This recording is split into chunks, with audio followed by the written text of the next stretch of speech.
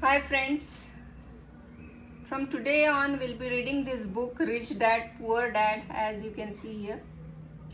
So let us continue with this beautiful book.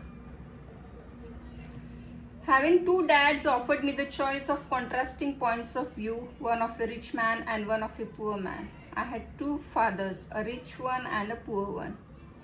One was highly educated and intelligent. He had a PhD and completed 4 years of undergraduate work in less than 2 years. He then went on to Stanford University, the University of Chicago, and Northwestern University to do his advanced studies, all on full financial scholarships. The other father never finished the 8th grade. Both men were successful in their careers, working hard all their lives. Both earned substantial incomes, yet one always struggled financially. The other would become one of the richest men in Hawaii. One died leaving tens of millions of dollars to his family, charities, and his church. The other left bills to be paid. Both men were strong, charismatic, and influential. Both men offered me advice, but they did not advise the same things. Both men believed strongly in education, but did not recommend the same course of study. If I had only one dad, I would have had to accept or reject his advice. Having two dads offered me the choice of contrasting points of view, one of a rich man and one of a poor man.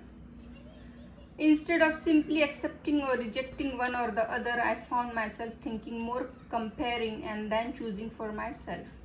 The problem was that the rich man was not rich yet and the poor man was not yet poor.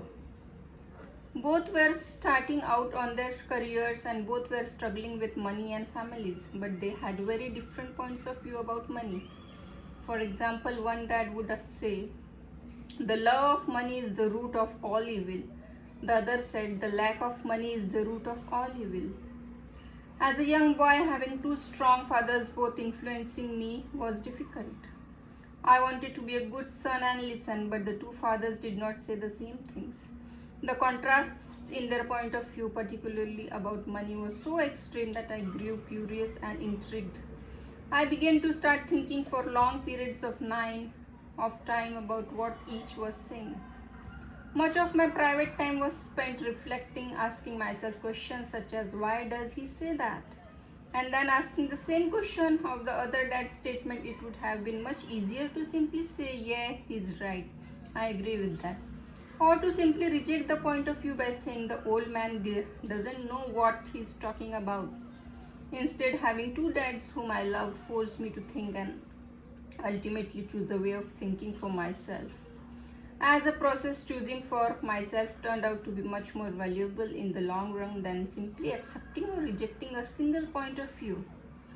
One of the reasons the rich get richer, the poor get poorer, and the middle class struggles in depth is that the subject of money is taught at home, not in school. Most of us learn about money from our parents, so what can poor parents tell their child about money?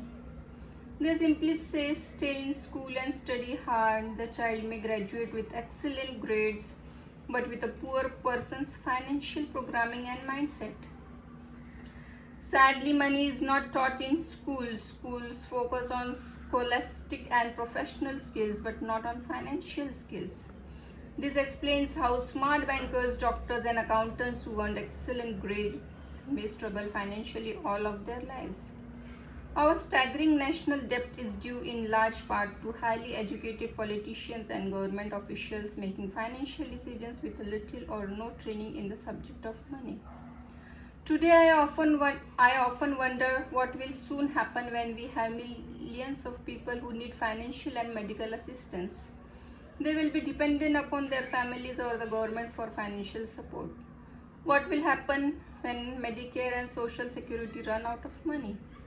How will a nation survive if teaching children about money continues to be left to parents, most of whom will be or already are poor? Because I had two influential fathers, I learned from both of them. I had to think about each dad's advice, and in doing so, I gained valuable insight into the power and effect of one's thoughts on one's life. For example, one dad had a habit of saying, I can't afford it. The other dad forbade those words to be used. He insisted. I asked, how can I afford it? One is a statement and the other is a question. One lets you off the hook and other forces you to think. My soon-to-be rich dad would explain that by automatically saying the words, I can't afford it, your brain stops working. By asking the question, how can I afford it, your brain is put to work. He did not mean that you should buy everything you want. He was fanatical about exercising your mind. The most powerful computer in the world. He would say, my brain gets stronger every day because I exercise it.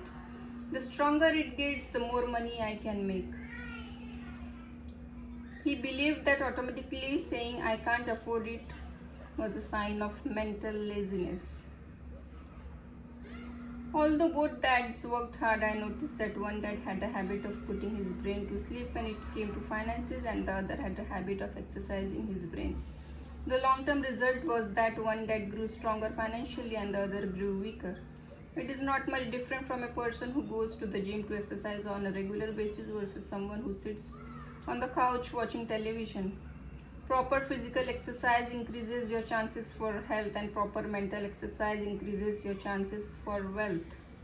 My two dads had opposing attitudes, and that affected the way they thought.